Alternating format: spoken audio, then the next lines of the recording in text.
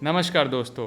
आज के वीडियो में हम लोग ये कह रहे हैं कि अब कोई भी चैट सिक्योर नहीं है, क्योंकि रोज़ नए खुलासे हो रहे हैं और इस बार जरिया बना है व्हाट्सएप। मगर व्हाट्सएप कहता है कि उसके सारे चैट्स एनक्रिप्टेड हैं। तो ये स्क्रीनशॉट्स कैसे बाहर आ रहे हैं, ये सारी प्राइवेसीज कैसे बाहर खुल के आ रही हैं। दोस्तों आज हम लोग वीडियो में यही देखने वाले हैं कि इन स्क्रीनशॉट जो लीक हुए हैं इनके पीछे कारण क्या है।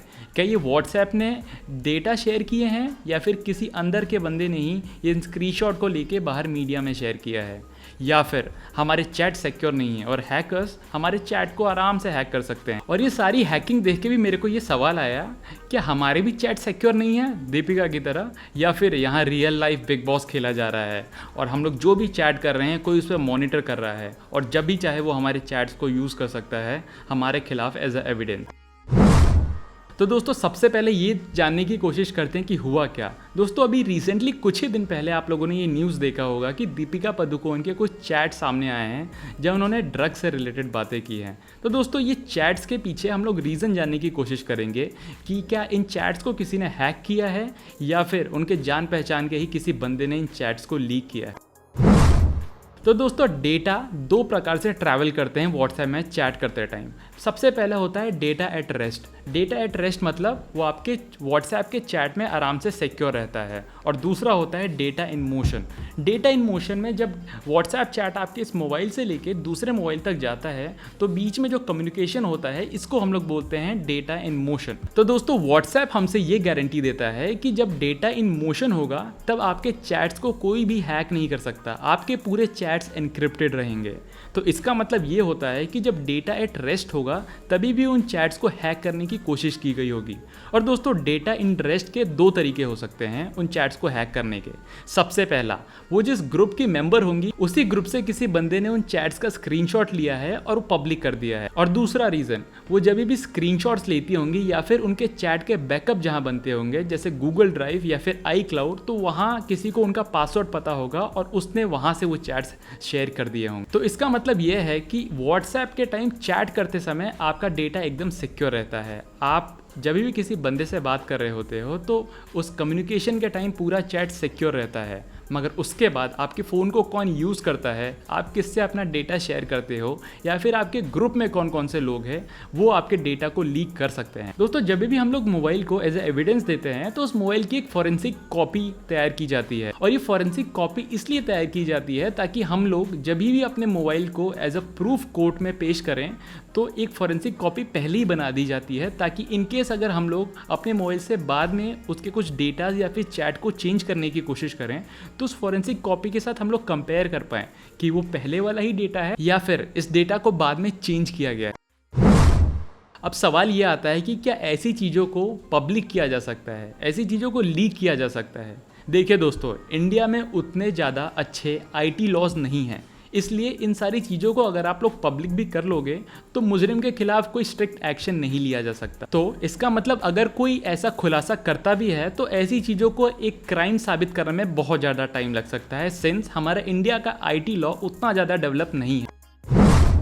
अब सवाल ये आता है कि क्या हम लोग ऐसे चैट्स को एज ए एविडेंस यूज़ कर सकते हैं कोर्ट में। नहीं दोस्तों, जो चैट शेयर किया गया है, जो स्क्रीनशॉट आप लोगों ने अपने टीवी स्क्रीन पे देखे होंगे, वो ज़रूरी नहीं है कि वो ओरिजिनल हो या फिर जेन्युइन हो।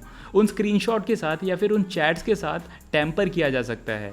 दोस्तों भले ही ये चैट एक ब्रेकिंग न्यूज़ या फिर न्यूज़पेपर आर्टिकल बनने के लिए अच्छे हैं, पर उन चैट्स को आप कोर्ट में एज ए एविडेंस डायरेक्टली पेश नहीं कर सकते। इसके लिए आपको एक सर्टिफिकेट जमा करना पड़ेगा जो ये बताता है कि इस चैट के साथ कोई टैम्परिंग नहीं की गई है, यानी कि इस चैट को एडिट या फिर चेंज नहीं किया गया है। क्या व्हाट्सएप को अलाउड है कभी भी ऐसे कोई इंसिडेंट हो जाए, जैसे कोई क्राइम हो जाए, तो वो हमारे चैट को पुलिस के साथ शेयर कर सके। नहीं दोस्तों, व्हाट्सएप के बाईलॉज में सीधा बोला गया है, इसकी पॉलिसी डायरेक्टली ये बताती है कि व्हाट्सएप आपके कोई भी चैट को दूसरों के साथ शेयर नहीं करेगा। भले ही अगर कोई क्राइम हुआ हो, टेररिस्ट एक्टिविटीज़ हुई हो या फिर कोई मर्डर हुआ हो, इस समय व्हाट्सएप उस व्हाट्सएप नंबर का IMEI नंबर ज़रूर बता देगा या फिर उस नंबर का लोकेशन ज़रूर बता देगा जहां वो आखिरी बार यूज़ किया गया हो, मगर वो आपके चैट को कभी भी बाहर नहीं निकालेगा।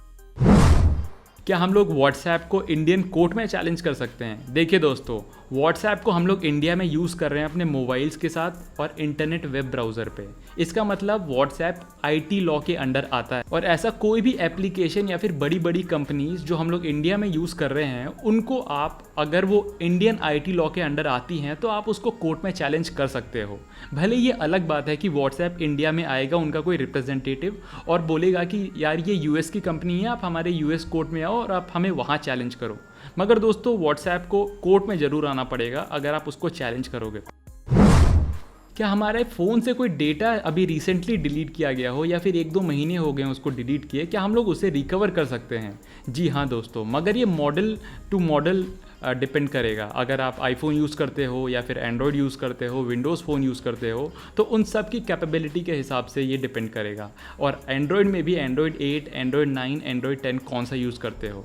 दोस्तों फॉरेंसिक्स यहाँ तक बता देते हैं कि 4 साल पहले आपके मोबाइल में कौन कौन से चैट किए गए थे या फिर कौन कौन से वीडियोज़ थे वो तक रिकवर कर लिए गए हैं। तो डेफिनेटली आप अपने फ़ोन के लॉस्ट डेटा जो भी गलती से आपने डिलीट कर दिए गए हों उनको रिकवर कर सकते हो। क्या चैट बैकअप करने चाहिए? दोस्तों ये डिपेंड करता है पर्सन टू पर्सन। अभी आप किसी और कंट्री के स्पाई निकले तो डेफिनेटली आपको चैट बिल्कुल भी बैकअप नहीं करने चाहिए, मगर मैं रिकमेंड करूँगा कि अगर आप एक नॉर्मल इंडियन सिटीज़न हो तो आपको अपने चैट डेफिनेटली बैकअप करने चाहिए, क्योंकि आपको बिल्कुल भी पता नहीं है कि फ़ोन कब चोरी हो जाए या फिर फ़ोन कब क्रैश हो जाए।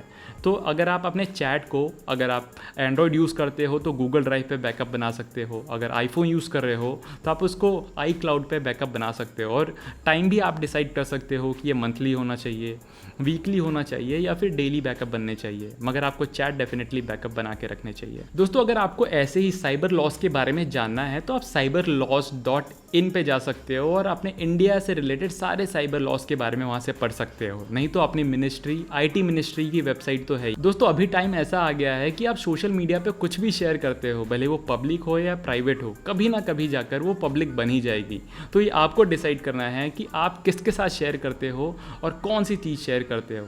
दोस्तों मैं रिकमेंड करूंगा कि अपनी प्रोफाइल पे हमेशा प्रोफाइल लॉक बना के रखो। तो दोस्तों यही था इस वीडियो में कि व्हाट्सएप का चैट कितना सिक्योर है। अगर आपको ऐसे और वीडियो देखना है तो इस चैनल को सब्सक्राइब कर लीजिए, इस बेल नोटिफिकेशन पे क्लिक कर दीजिए और मैं मिलता हूँ आपको मेरे नेक्स्ट वीडियो में। तब तक आप सब अपना ख्याल रखिए। जय हिंद, बाय बाय, नमस्कार।